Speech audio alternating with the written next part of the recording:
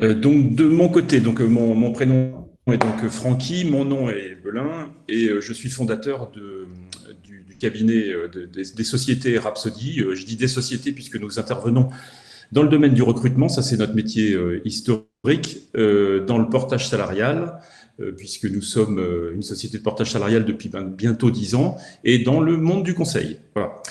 Donc Rhapsody, c'est une équipe de 10 personnes qui travaillent dans ces différents univers.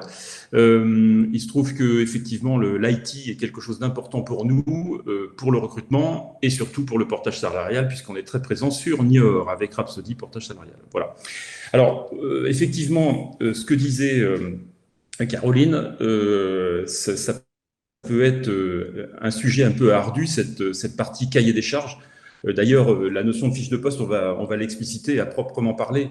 Effectivement, on emploie un terme un peu technique pour parler de cahier des charges. Hein, le terme cahier des charges, pardon, est un peu technique, puisque effectivement, par exemple, quand on démarre un recrutement avec un client, on va passer environ, quand on ne le connaît pas, environ 1 heure et demie à 2 heures pour le rédiger. Hein. Donc on va voir tout ça, on va voir de quoi on le compose. Alors très clairement, je vous donne notre position, notre pratique professionnelle.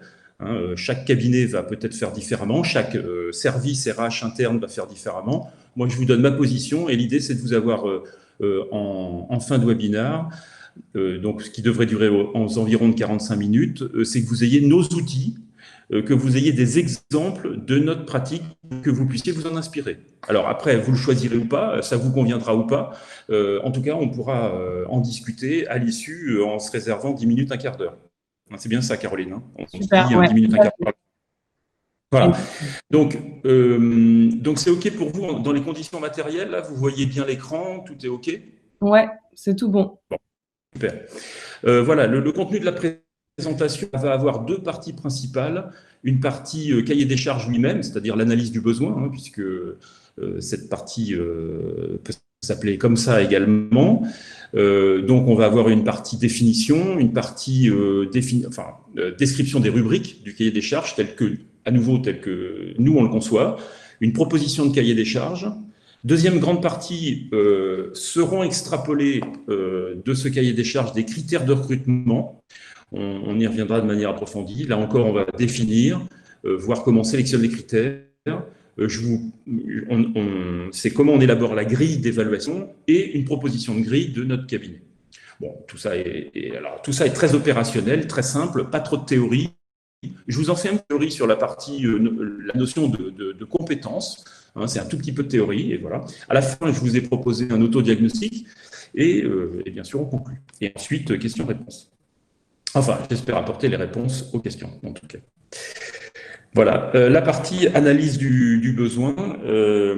Donc, effectivement, ce qu'il faut savoir sur cette partie analyse du besoin, on va le voir, c'est que ça consiste à analyser les activités et les compétences requises pour le poste recherché.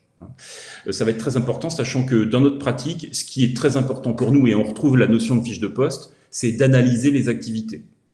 Cela dit, un cahier des charges, ce n'est pas que analyser les activités et décrire les compétences requises, c'est aussi un peu en amont, et je dirais que ce soit vrai pour du service de recrutement interne et a fortiori un service de recrutement externe, ça doit inclure une réflexion que j'appelle marketing, et donc il nous faut, dans ce cahier des charges, reformuler la présentation de l'entreprise, le service qui est concerné, le contexte du poste, et en fin de cahier des charges, les conditions proposées aux candidats. C'est-à-dire, c'est ce que j'expliquais à Caroline lorsqu'on a commencé à parler de ce sujet, c'est-à-dire la fiche de poste elle-même, c'est qu'un tout petit morceau d'un cahier des charges qui va nous permettre d'avoir un maximum d'informations, et c'est ça qui va nous permettre de réussir un recrutement. Hein. Fondamentalement, dans notre process de recherche, là je vous parle du cabinet externe, hein, j'ai été RH pendant 13 ans auparavant en entreprise, hein, donc je sais que les sujets sont les mêmes, même si la posture est différente. Le cahier des charges pour nous est devenu la phase la plus importante du process. Parce que finalement, quand il est bien fait, la stratégie de recherche est d'autant plus efficace. L'évaluation est performante et donc on a entre guillemets peu de risques de se tromper. Voilà, je vous donnerai quelques exemples au fur et à mesure, mais vraiment c'est une partie fondamentale et une partie qui est trop souvent négligée. Hein. Très clairement, je vois des entreprises qui veulent parfois démarrer un recrutement entre guillemets à la one again avec quelques éléments d'analyse des activités et des compétences et en fait en disant bah, attendez, si on n'a que ça, on a toutes les chances de vous présenter un mauvais profil et de faire une mauvaise évaluation, une mauvaise sélection. Okay, donc, cette analyse du besoin va nous permettre de formaliser un document de référence qu'on appelle cahier des charges du recrutement, qui lui-même va servir à déterminer les critères de recrutement, qui lui-même, on le verra, servira à rédiger une annonce de manière optimisée, etc. Voilà, élément fondamental, cahier des charges du recrutement. Et c'est vrai, je répète, hein, quand on est en interne ou quand on est en externe, c'est la même chose. En interne, on gère un projet de recrutement. Quand on gère un projet, vous le savez tous, par rapport au monde IT ou monde plus classique, bah, quand on gère un projet, on commence par établir un cahier des charges. Voilà. De manière synthétique, donc, ça va permettre de réaliser une étude approfondie du besoin de recrutement, de définir clairement les objectifs du recrutement. Quelque chose d'important, c'est que quand il y a plusieurs interlocuteurs, que ce soit en recrutement interne ou recrutement externe, ça permet quelque chose de fondamental, d'ajuster les points de vue, de faciliter les supports, l'élaboration des supports de communication, dont les annonces. Alors, les annonces classiques, entre guillemets, ou les annonces, les posts LinkedIn, où on s'oblige à comprendre ce qu'il va falloir utiliser comme terme pour viser les bons candidats et valoriser l'entreprise également, et valoriser le poste, et de formaliser un support qui servira de référence.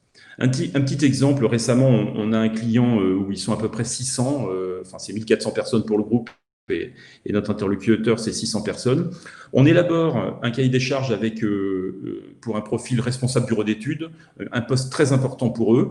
On met 1h30, 2 heures à élaborer ce cahier des charges. Je leur présente un premier candidat parce que je me doutais que le sujet était particulièrement complexe. Et en voyant à la fois le cahier des charges et le candidat était conforme au cahier des charges.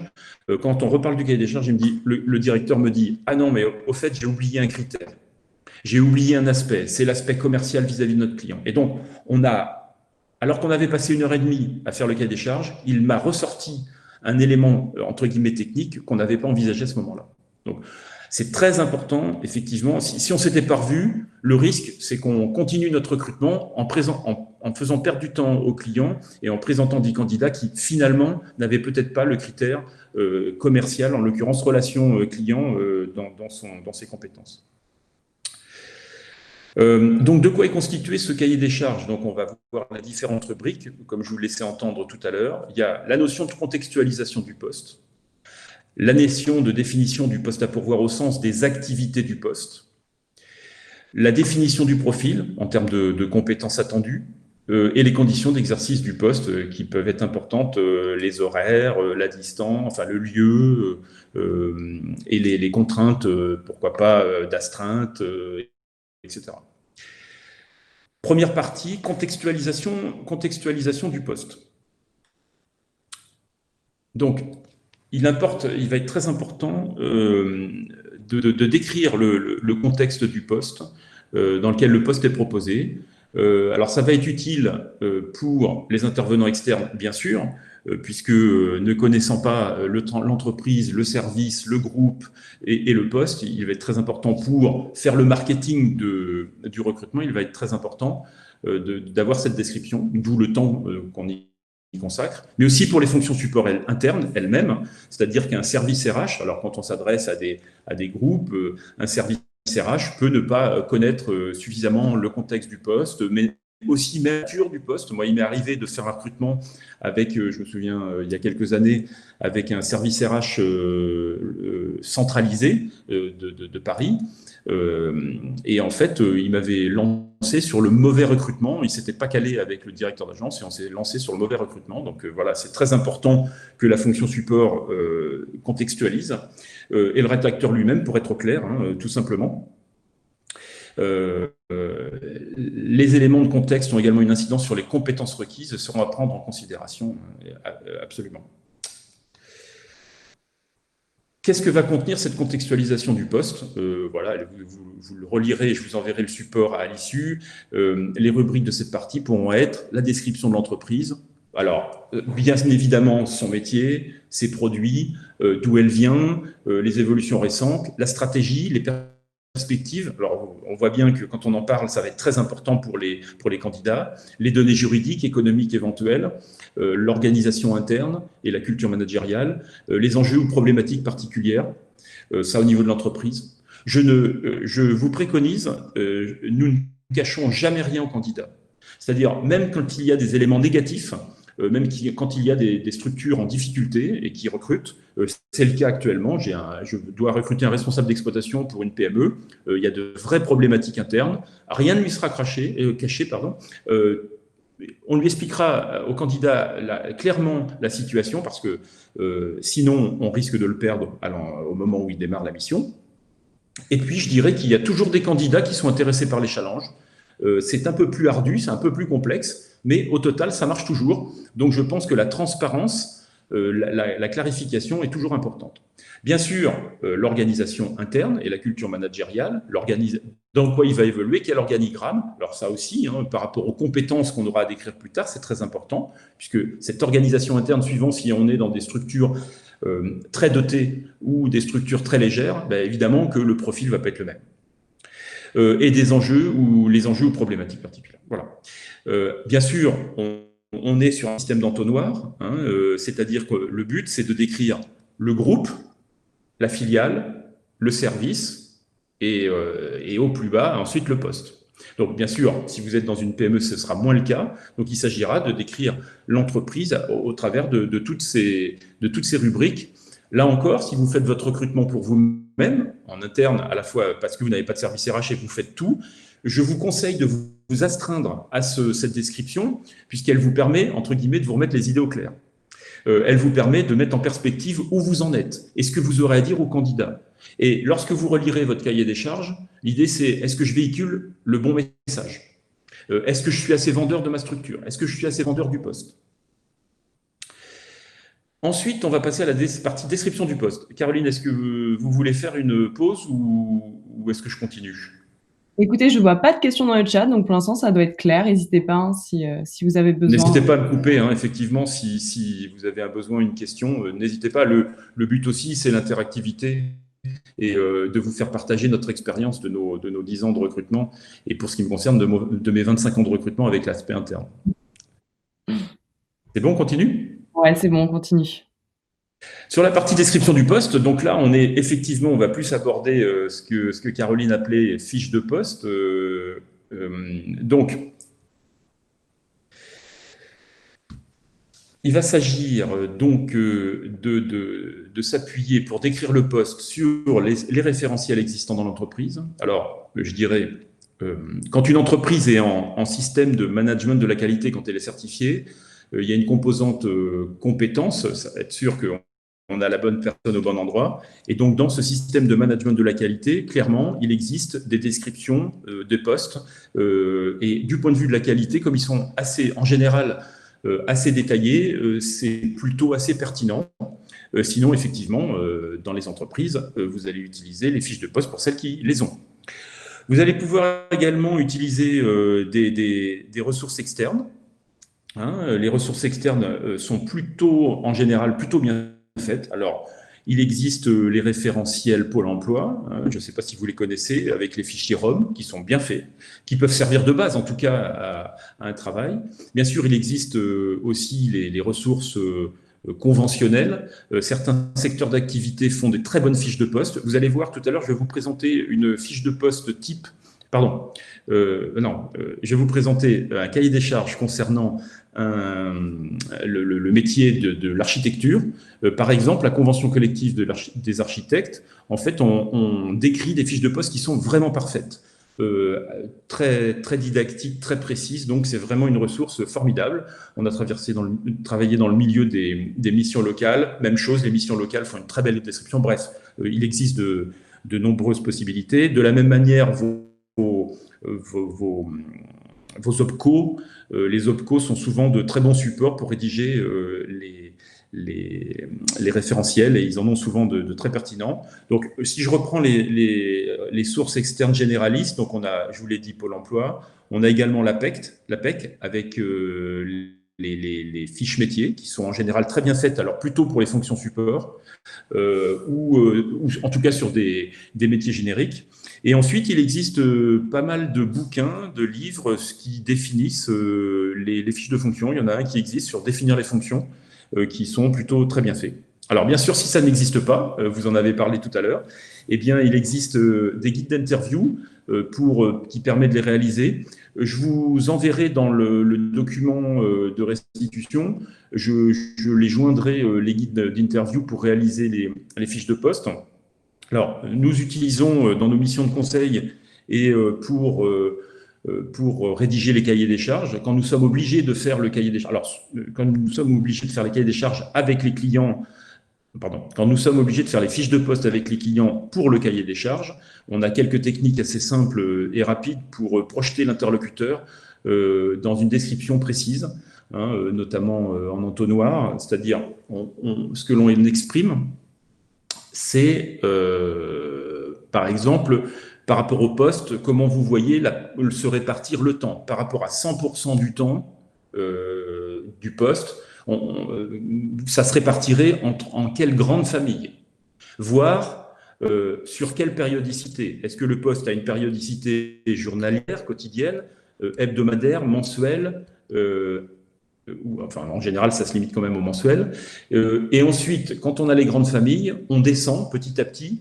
Pour telle famille qui représente 40% du poste, comment on peut décrire les activités plus précises du poste au quotidien? C'est-à-dire, voilà, c'est description, opérationnellement, qu'est-ce qu'il va faire concrètement? Notre idée, c'est de toujours être assez précis, voire très précis dans la description. On verra pourquoi. C'est parce qu'en décrivant précisément les activités, on peut en extrapoler facilement, on imagine très facilement derrière les compétences qui sont requises. Vous verrez, je vais vous joindre tout à l'heure une fiche de poste d'une grosse entreprise française très connue qui fait de très bonnes fiches de poste, en tout cas telles qu'on les aime bien. Comme ça, vous aurez un référentiel de qu'est-ce que j'entends par la précision de la fiche de poste. Voilà. Donc, soit il y a des référentiels existants, soit il y a des sources externes, soit effectivement les référentiels fiches de poste n'existent pas, et dans ce cas-là, il y a des guides d'interview ou des techniques simples pour élaborer les fiches de poste, et vous en donnez un exemple, en tout cas, de ce qu'il nous parle. Moi, je vous parle de ce qu'on aime bien faire et de ce que l'on aime bien utiliser.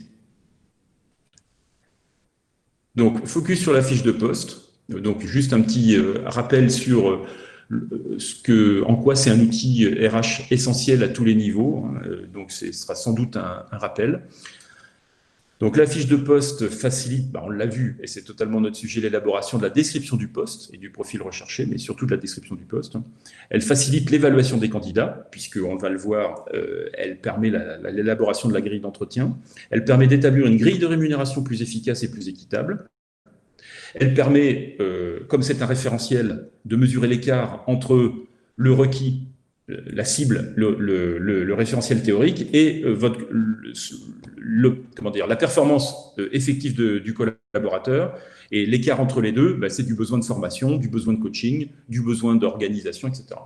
Bien sûr, elle sert de support aux entretiens annuels d'évaluation ou professionnels, et ça, c'est fondamental également. Elle sert aussi, je ne le mentionne pas ici, parce que c'est un lieu, mais elle peut être une annexe au contrat de travail pour que vous puissiez définir ce qui est le plancher de ce que vous attendez, non pas le plafond, le plancher de ce que vous attendez de vos collaborateurs qui rentreraient sur tel ou tel poste. Donc, on voit bien que la fiche de poste, elle est centrale.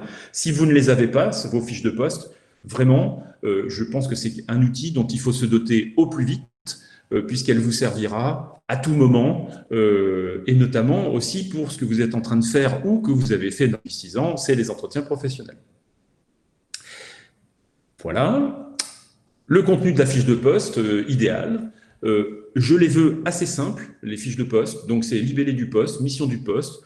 Éventuellement, et je ne trouve pas que ce soit toujours essentiel, mais les liaisons hiérarchiques, les liaisons fonctionnelles, les activités principales du poste et les critères de performance ou résultats attendus. Et c'est une des rubriques d'ailleurs du cahier des charges, critères de performance, résultats attendus pour le poste. Je vous joins un exemple de fiche de poste de ce groupe pour qui on travaille, un groupe national très connu. Comme ça, vous aurez, en tout cas, de ce qui me semble idéal comme fiche de poste, vous aurez un bon exemple venant d'un service recrutement interne. Donc, on retrouve mission de base, liaison hiérarchique, liaison fonctionnelle, les activités du poste en termes de management, de planification, suivi budgétaire, développement du chiffre d'affaires, gestion opérationnelle du service et les critères de performance. Voilà, ça c'est une très belle fiche de poste qui est un très bon support au cahier des charges. Autant vous dire que quand on rédige des cahiers des charges pour cette structure, ils sont très faciles à rédiger puisque une bonne partie du poste est très bien décrite. Et donc après, on fait les ajustements. Enfin, on a la partie présentation du service en amont et du contexte. Et en aval, donc on a après la partie profil, vers quoi, quel profil on va aller rechercher dans quel secteur d'activité, et les conditions d'exercice du poste. Est-ce que vous avez des questions par rapport à cet exemple de fiche de poste? Alors, pas de questions dans le chat. N'hésitez pas à réactiver votre micro si vous avez besoin. Est-ce que je suis assez clair? Parce que c'est comme tous les professionnels qui sont un peu dans leur technique, on peut être un peu abscon. Je me méfie toujours de notre discours. Écoute, pas de commentaires dans le chat. Oui, très bien. Donc, très bien. On va continuer alors. Donc, on a contextualisé le poste, on a décrit le poste, et vous voyez ce que je souhaiterais avoir pour compléter la partie description du poste dans le cahier des charges du recrutement. Et donc, maintenant, on va parler du profil. Donc, en fonction de l'emploi qui a été décrit précédemment, il va s'agir de définir les principales caractéristiques du profil recherché en termes notamment, de savoir, donc les connaissances, savoir-faire. Et dans les savoir-faire, par exemple, le nombre d'années d'expérience, enfin, on va en reparler, de savoir-être, bien sûr les qualités personnelles. En fait, ce sont tous les éléments qui vont permettre de comprendre le candidat, entre guillemets, idéal à recruter. Alors, on n'a pas le droit de l'exprimer dans un cahier des charges, mais souvent, c'est là que vous vous retrouvez avec idéalement, j'aimerais quelqu'un de 35-40 ans, avec 10 ans d'expérience, etc. Vous voyez, c'est les trucs habituels qu'on retrouve tout le temps, et après, globalement, le cabinet fait un peu comme il veut, mais souvent, le client exprime à peu près tout le temps les mêmes références. Il faut savoir en sortir. D'ailleurs, un cahier des charges bien fait va permettre d'aller vers les compétences et la connaissance des activités à maîtriser et ne plus parler de l'âge, d'un certain nombre de choses, parce que ce qui va être important, c'est la maîtrise professionnelle et c'est pas l'âge. Bon, parfois, évidemment, que l'on en parle. Ainsi, en termes de savoir-faire, savoir-être, on va éventuellement recueillir la notion de niveau de diplôme, de qualification. Pas toujours pertinent, mais c'est une base. Il y a des clients exigeants qui vont vouloir un type de profil de diplôme, un type de niveau de diplôme, etc.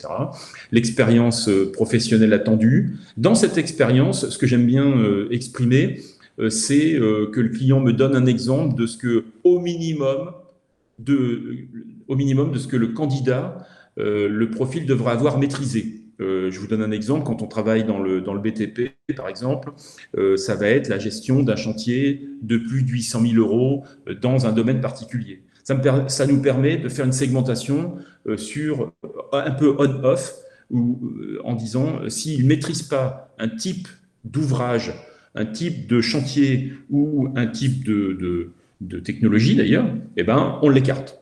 Il peut y avoir des critères qu'on appelle rédhibitoires. Et là, il s'agit effectivement de bien connaître en termes d'expérience dans un domaine, d'écarter certaines personnes.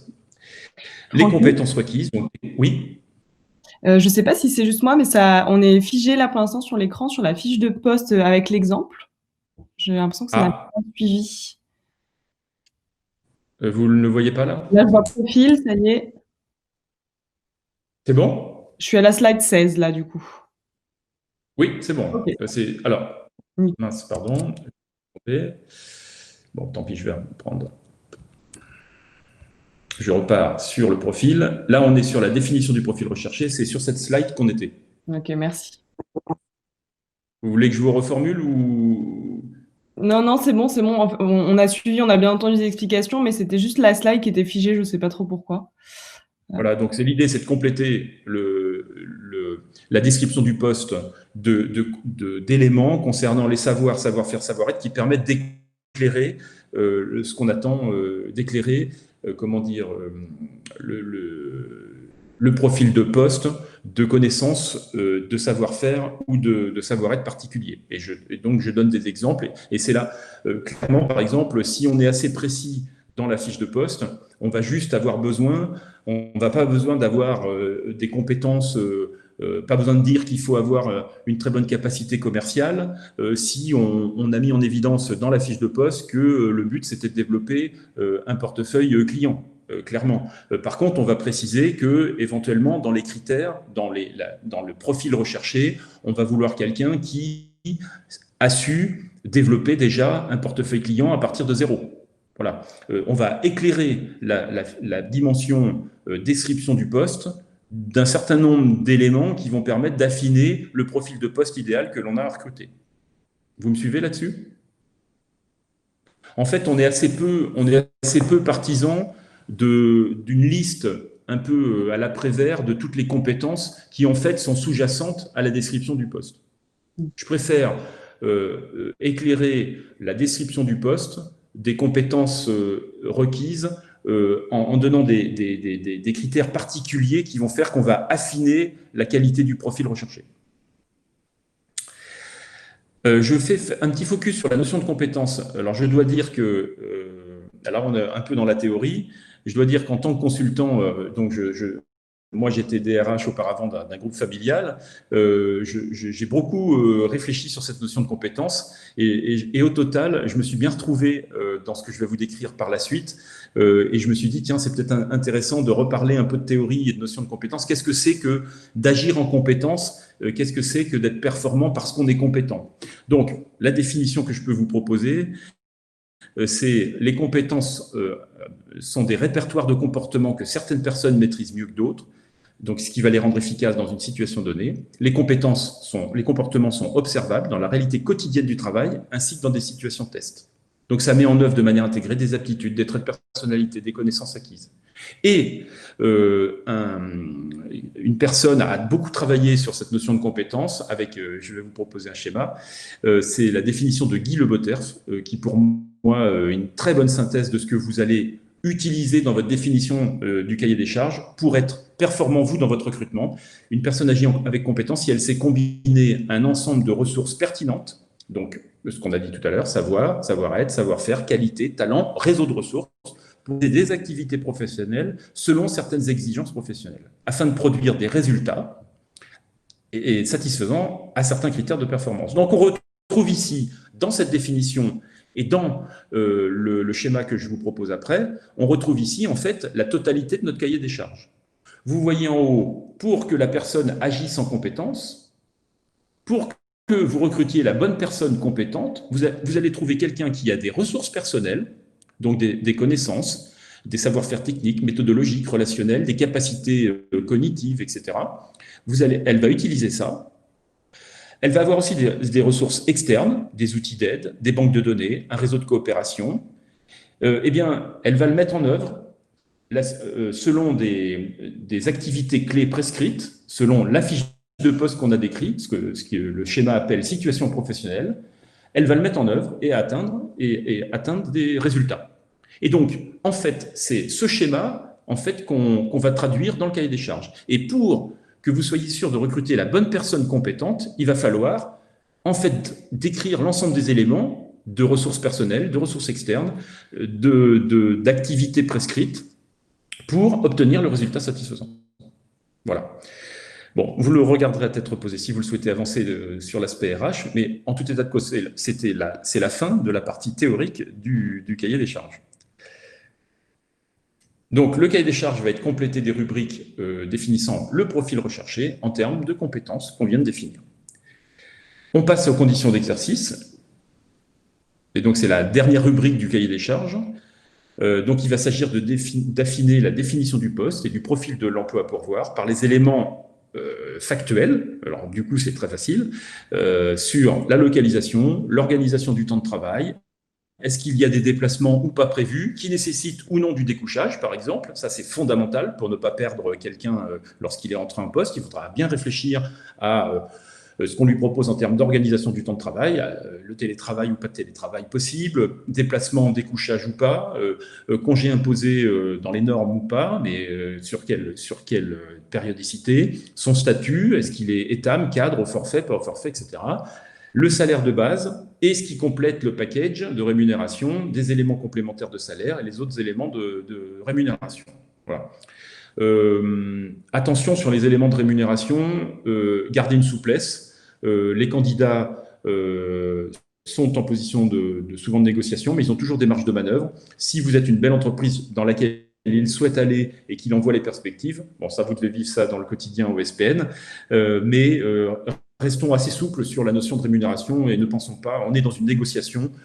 J'ai certains clients actuellement qui sont un peu comment dire, figés sur des niveaux de rémunération, parfois en me refusant des profils parce que le candidat a dit qu'il souhaitait tel ou tel niveau. Bon, attention à cette souplesse-là.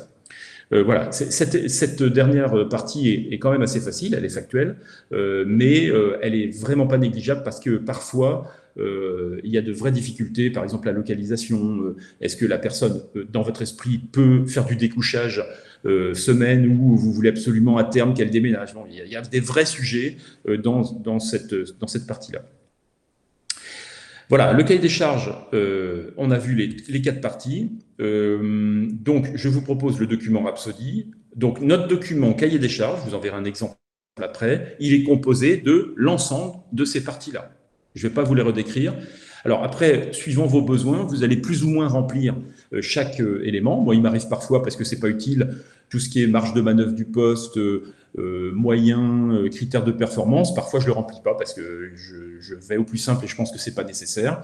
Voilà, si vous souhaitez que je vous envoie, parce que j'ai un document qui est plus exhaustif que ça et qui précise chaque rubrique, si vous voulez que je vous envoie notre exemple de notre cahier des charges type, vous n'hésitez pas, Caroline vous donnera mes coordonnées, vous n'hésitez pas à me demander les outils dont je dispose, je vous les enverrai.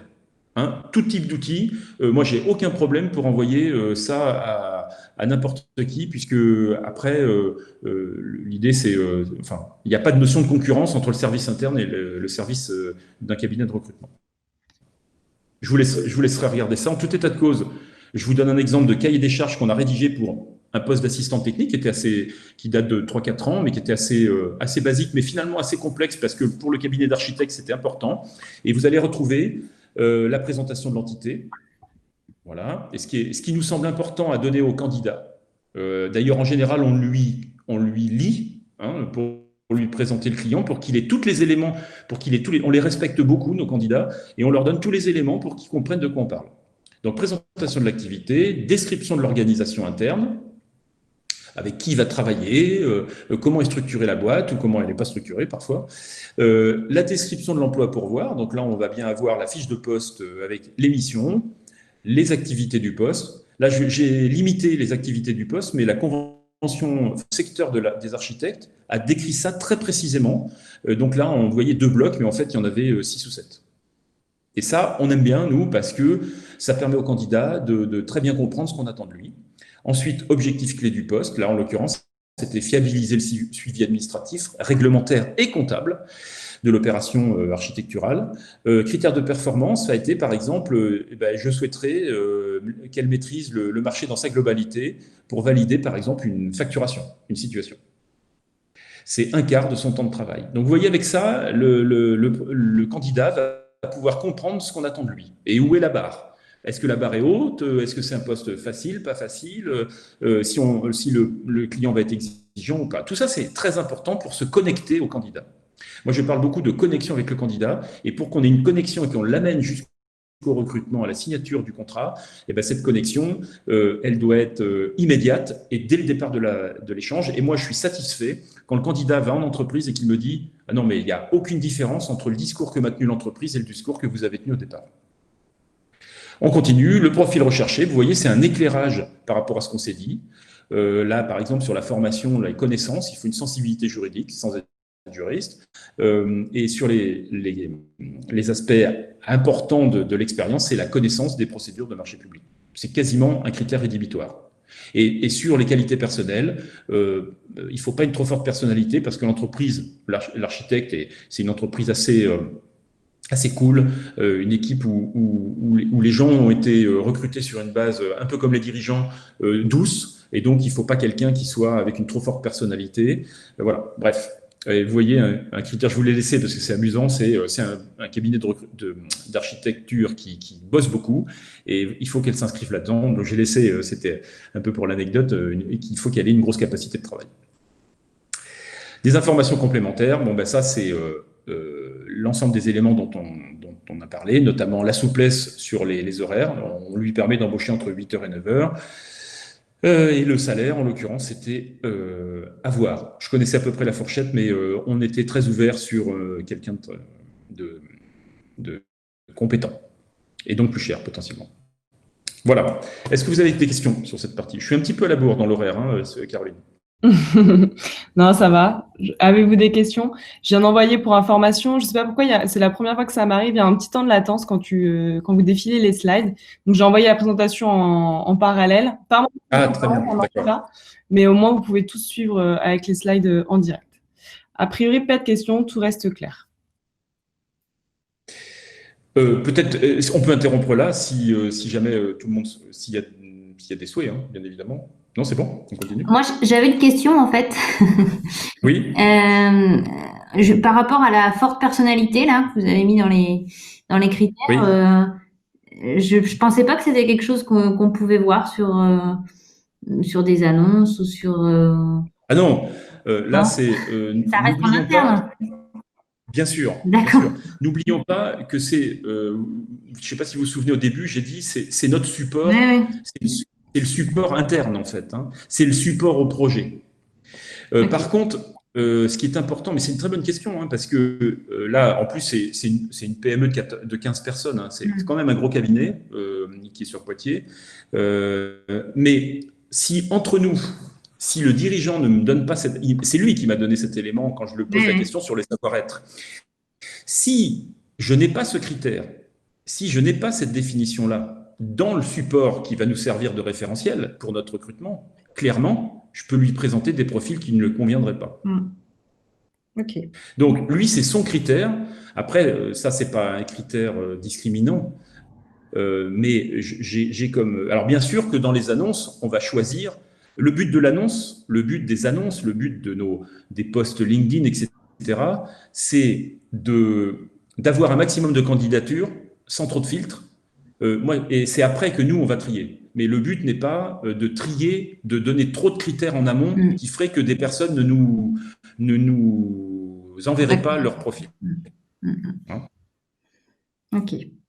Non, c'est vraiment un support de communication interne. Par contre, vous voyez, c'est intéressant cette question, c'est que quand vous relisez ça dans un support interne, peut-être que tout le monde n'est pas d'accord. Admettons que vous partagiez le projet entre 3 à 4 personnes, il y en a peut-être un qui va vous dire « Attends, t'es gentil, mais pas trop forte personnalité. Si, au contraire, il faudrait qu'on ait des personnalités un peu différentes. » Oui, c'est tellement subjectif que chacun peut mettre ce qu'il veut derrière. Alors, vous avez raison. Et ça, par exemple, ça nécessite bon, c'est un cabinet avec qui on travaille depuis longtemps, mais ça nécessiterait peut-être, donc on le connaît bien, mais ça nécessiterait peut-être d'être explicité parce qu'effectivement, il faut positionner le curseur. Après, c'est quoi une trop forte personnalité? Vous avez raison. Okay. Donc ça, c'est pas un document à vocation externe, c'est à vocation interne.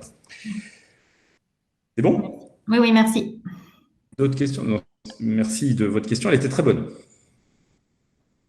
Donc, on va être sur la notion, ensuite, deuxième grande partie, de déterminer les critères de recrutement. Effectivement, en s'appuyant sur le cahier des charges du besoin de recrutement, on va donc déterminer les critères importants pour réaliser un recrutement optimale. Donc, on va avoir des critères qui peuvent être rédhibitoires, des critères qui vont être simplement des critères importants qu'on va essayer d'examiner lors de notre sélection. Ça va faciliter l'étape de la recherche, bien évidemment, puisqu'on sait ce que l'on cherche, avec quels critères. Là, actuellement, vous voyez un exemple, on a fait un cahier des charges avec une entreprise qui fait de l'éolien, des parcs éoliens. Ils nous demandent de recruter un responsable post-source. Donc, on n'est pas des techniciens de l'électricité. Et donc, il a fallu qu'on soit suffisamment clair dans notre cahier des charges pour savoir ce que l'on cherche. Donc, on a des critères spécifiques. Par exemple, on va avoir conducteur de travaux, HTA, HTB. Et donc, on va avoir, pour notre recherche, des critères un peu plus factuels, enfin, complètement déterminants pour nous pour aller chercher au bon endroit. Donc, les critères de recrutement vont être importants pour cette étape de recherche, mais aussi pour la sélection, bien évidemment, et ce dont on va parler. Et bien sûr qu'on va plus utiliser cette notion de détermination de critères et d'élaboration de grilles quand on a un recrutement avec un nombre élevé de candidatures. Quand on a 150 candidatures, 200 candidatures, il va falloir rapidement avoir des outils rapides d'analyse. Ensuite, donc, à partir de ces critères, on va élaborer une grille d'évaluation qui reprennent tous ces éléments objectifs, mais les plus importants, ceux qui sont les plus déterminants. Et donc, seuls les dossiers satisfaisant aux critères vont être retenus et évalués. Cette grille va fournir une information synthétique qui va faciliter le classement et la hiérarchisation des candidatures. Et aussi, quelque chose d'important, elle va contribuer à réduire la subjectivité de la prise de décision pour le service interne ou pour le cabinet externe. Donc, page 36, on va, en face de ces critères, rajouter un niveau de maîtrise avec des colonnes qu'on va pouvoir noter, par exemple, de 1 à 5, de ne maîtrise pas à expert reconnu.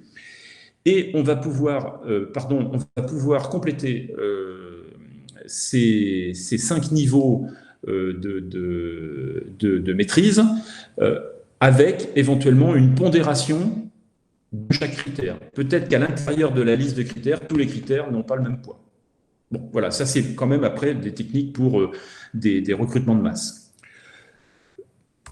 Slide 37, tout simplement donner les critères d'évaluation qui correspondaient, documents internes, je le redis, qui ont permis de classer en fait les candidatures d'assistants techniques. Alors en fait, on s'en sert éventuellement pour nous en interne, mais souvent on le communique aux clients lors de la phase de présentation des candidats pour qu'ils puissent avoir une base d'évaluation. Quand on présente, c'était le cas sur ce recrutement, 3 candidats, en fait c'était avec 3 candidates. Les 3 candidates ont été, c'est un moyen d'être complètement objectif par rapport à l'évaluation pour chacun, et on permet au client d'avoir un support et de lui rappeler aussi, parfois c'est intéressant, c'est essentiel, de lui rappeler ce qu'il nous a dit au moment du cahier des charges. Parce que, il faut se souvenir qu'entre-temps, selon la période, leur évaluation ou leur besoin peut avoir évolué. Et donc, c'est important de dire, OK, vous avez le droit de changer, mais au moment où on a fait le cahier des charges, les critères étaient ceux-là. Je vous propose de passer… donc là, on a bouclé la partie cahier des charges, grille de critères, d'évaluation, et donc on va aborder la conclusion. Est-ce on va jusqu'au bout et on se pose des questions, Caroline? Ouais, on va terminer, on laissera les questions juste après. Donc rapidement, slide 38, je vous ai proposé un petit exercice d'autodiagnostic. Vous le ferez ou pas dans votre bureau pour vous poser la question de là où vous en êtes et de ce qu'il faut éventuellement mener comme action RH pour, entre guillemets, améliorer votre processus de recrutement sur l'aspect cahier des charges, puisque c'est vraiment, j'insiste, donc page 39, slide 39, pardon, vous allez donc avoir 7 questions qui vont vous permettre d'analyser où vous en êtes, de faire votre autodiagnostic. Slide 40, une conclusion, et slide 41. Donc, je reviens sur quelques points qui vont permettre un process de recrutement optimisé. Donc, je vous répète que fondamentalement, aujourd'hui, nous considérons que le cahier des charges pour un recrutement fait par l'interne ou par l'externe est un rouage essentiel. Il permet de modifier vos schémas, enfin, vous devez modifier vos schémas de pensée, c'est-à-dire être en position plutôt de vendeur de quelque chose que d'acheteur de quelque chose, considérer les candidats comme étant en position de force aujourd'hui, même s'ils ne le sont pas, hein, d'être alors de toute façon bienveillant, et ça c'est très important pour nous à l'égard des candidats. Et donc du coup, cette notion de réflexion, parce que vous vous obligez à élaborer votre cahier des charges, vous permet de rester dans un schéma de comment je vais vendre mon entreprise. Nous vous préconisons d'être clair sur ce que vous proposez et de votre discours vis-à-vis du candidat. Là encore, le cahier des charges va vous le permettre. Parce que vous vous êtes posé toutes les questions suivant toutes les rubriques, vous allez pouvoir être tout à fait au clair sur comment je me positionne, et aussi là, par rapport au troisième point, c'est comment vendre mon entreprise, être clair sur le poste que je propose, sur les critères de performance. Je pose souvent la question aux clients de dire, et en termes de critères de performance, c'est vous serez satisfait du candidat si il atteint quel objectif ou si il vous donne quel résultat. Et ça, par exemple, c'est très important. Moi, ce qui me semble très important, c'est aussi que quand on est suffisamment clair avec le candidat lui-même se positionne sur le recrutement. Si vous fixez une barre précise, que vous expliquez ce que vous voulez du poste et les résultats que vous attendez, le candidat lui-même, il n'est pas fou. Il ne va pas aller se mettre dans la nasse. Donc, il va se dire « Ah non, mais là, ce que vous demandez, je n'ai pas l'expérience ou je ne serai pas au point, etc. » Ça se verra tout de suite. Donc voilà, c'est vraiment des choses importantes. Ensuite, quatrième point, donc je vous préconise d'être transparent, cohérent. Attention, parce que il existe beaucoup d'informations sur le net. En gros, mais pour être presque caricatural, ne dites pas que votre société est en super santé s'il est capable d'aller voir sur société.com que vous traversez une période difficile. Hein. Il vaut mieux dire on traverse une période difficile, on a besoin de recruter et on a de très belles perspectives, et le candidat peut acheter ça. Donc, il faut inspirer confiance en étant transparent et cohérent. Là encore, le cahier des charges vous y aide. Et mener une réflexion singulière sur le poste concerné en évaluant les vrais critères de recrutement. Et parfois, on a des idées en tête qui sont finalement pas les bonnes. Là encore, le cahier des charges permet d'extrapoler les bons critères de recrutement et les vrais critères de recrutement. Et de ne pas avoir des schémas du type il faut quelqu'un d'un certain âge, d'une certaine expérience, etc., ce qui n'a pas de sens. Voilà. Je termine là-dessus et je vous remercie de votre écoute. Et je suis à votre disposition pour des questions. Merci beaucoup, Francky. Alors, est-ce que vous en avez appris un petit peu plus sur le cahier des charges et est-ce que c'est un peu plus clair pour vous? C'est vrai que c'était dense, il y avait beaucoup d'infos, mais de toute façon, voilà, vous avez la présentation, la vidéo, donc n'hésitez pas à la re-regarder lorsque vous aurez envie de faire votre fiche de poste. Est-ce que vous avez des questions pour Francky? N'hésitez pas à activer vos micros.